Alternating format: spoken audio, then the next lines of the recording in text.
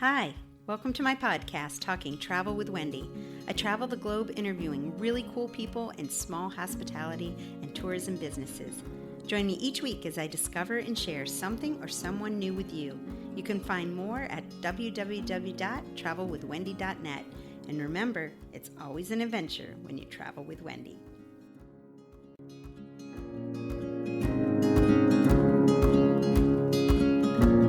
Thanks so much for joining me today and my podcast, Talking Travel with Wendy.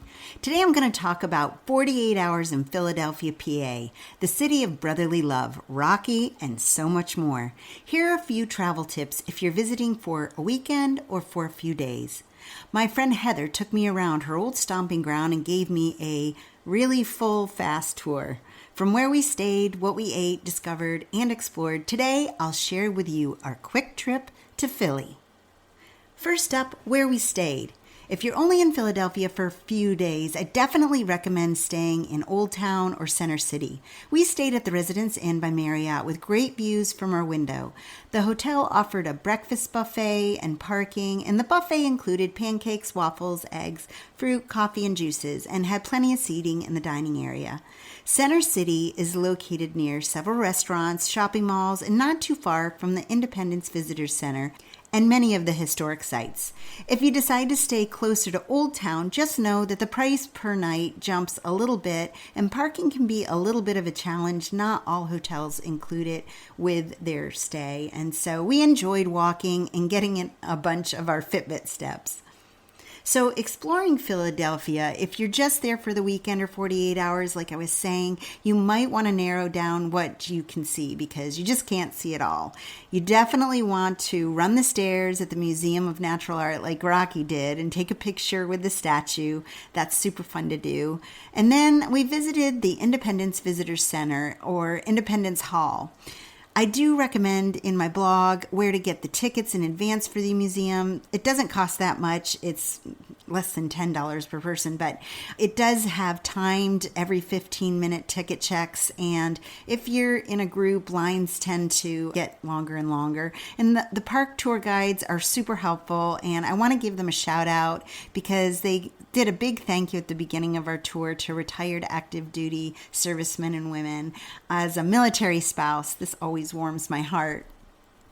The tour itself was fantastic. It's not overly long, like 20-30 minutes, and I learned a great deal about the Constitution, a lot that I'd forgotten from elementary school, which was quite a while ago. And the refresher actually brought me to tears. I'm thankful for the visionaries who began this dream for our country so many years ago. Next, we visited the Betsy Ross house, and absolutely one of our highlights on this Philadelphia trip was visiting here. The greeter and the guides were friendly and personable, and we arrived right at opening, which I would definitely recommend for you as the tour buses and organized tours come a little bit later and started to get bottlenecked. So Betsy Ross, talk about a strong woman. Married 3 times, created and made our national flag while British soldiers were dining downstairs, gutsy and brave. She wasn't just a seamstress, she was literally behind the fabric of the spirit of our nation. Go Betsy! The tour is fantastic, and the players or interpreters do not break character, which was a lot of fun. May I take your photograph? Sure, she replied. What's a photograph? Oh, the device you're holding? Can I see? Tickets for the Betsy Ross house are $8 per person, and there's a military discount of $6 too, so just a couple dollars off. The gift shop is right as you walk in, and much of the house makes you feel like you've stepped back in time. Another place we explored was Chinatown, and this neighborhood is in downtown Philadelphia and combines Chinese, Thai, Vietnamese, Korean cultures and cuisines. We saw several shops and restaurants and markets that had unique fruits and vegetables. The Friendship Gate that leads you into this part of town was really beautiful. And each year they do a Chinese New Year celebration and parade in Philadelphia in this neighborhood to celebrate its culture. Another new celebration in Philadelphia is the Chinese Lantern Festival, and I've included those links in the podcast description below. While walking around Philadelphia, you'll also be amazed that there's history at every corner. And before I knew it, I had to stop myself and just start taking pictures because I didn't realize all this history was in Philadelphia, not just forming our nation, but for forming it for business and different, for instance, Girl Scout cookies began in Philadelphia. And that was such a cool random fact. The Freemasons and Ben Franklin, there's a Masonic temple that's just beautiful. And we really enjoyed our walk through the old city. And I've put the links also to where you can find out more walking tour information as well in the description. So next up, the good eats that we enjoyed. And of course, visiting Philadelphia would not be complete without a cheesesteak. Am I right? So thanks to Heather, we were able to visit 2 of the most famous cheesesteak restaurants.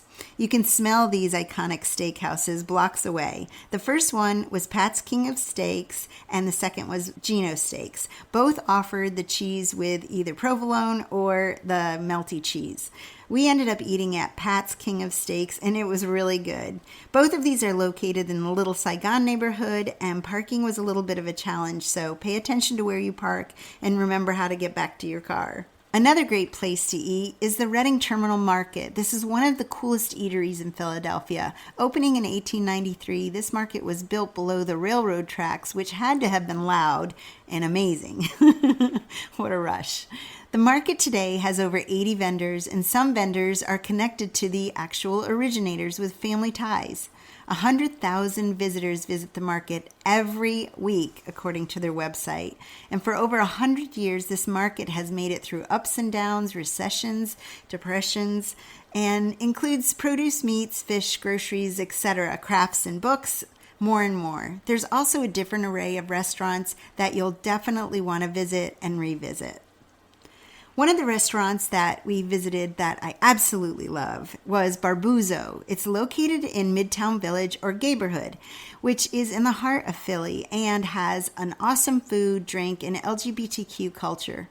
This Mediterranean kitchen and bar was an absolute delight. Their menu was creative, and they had small bites to eat as well as different plates like pizza and pasta. Their wine list was thrilling. I saw a Nero and a Nebbiolo, which are some of my favorite wines from Italy. Well done to the sommelier, because I haven't seen wine like this since Italy. And my only regret is that we only visited there once, but we only had 48 hours.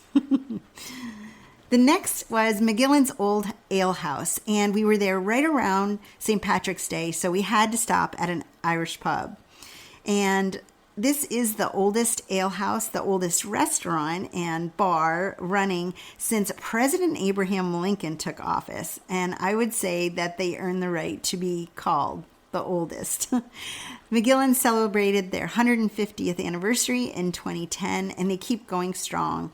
Check out the blog for some really cool pictures, and the vlog will come out soon as well.